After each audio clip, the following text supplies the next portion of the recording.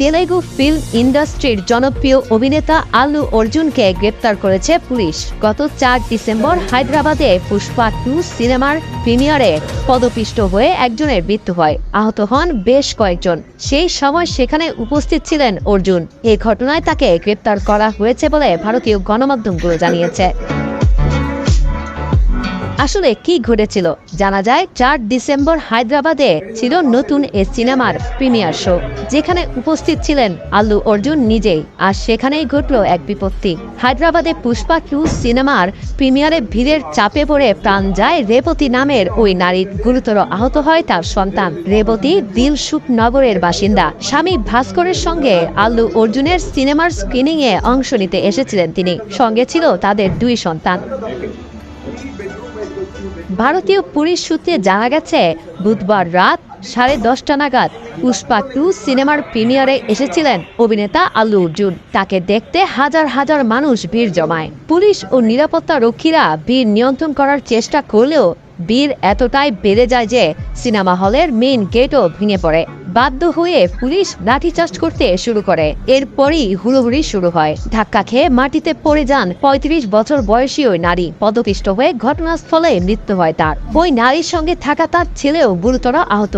তাকে হাসপাতালে ভর্তি করানো হয়। ছেলের অবস্থা আশঙ্কাজনক বলেই জানা গেছে।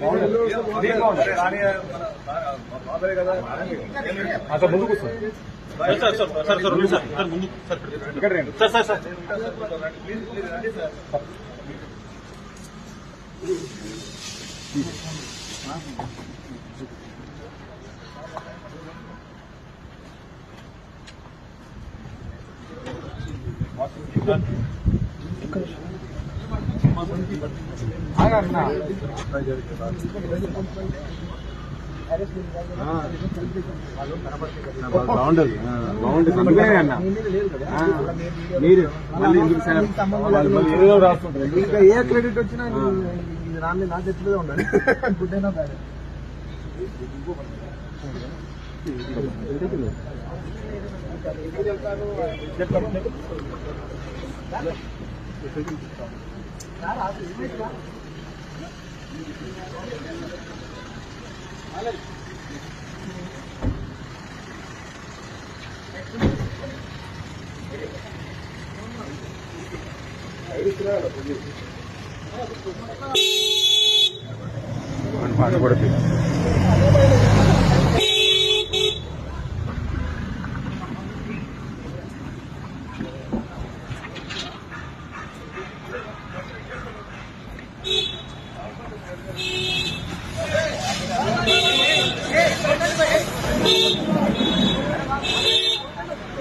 सर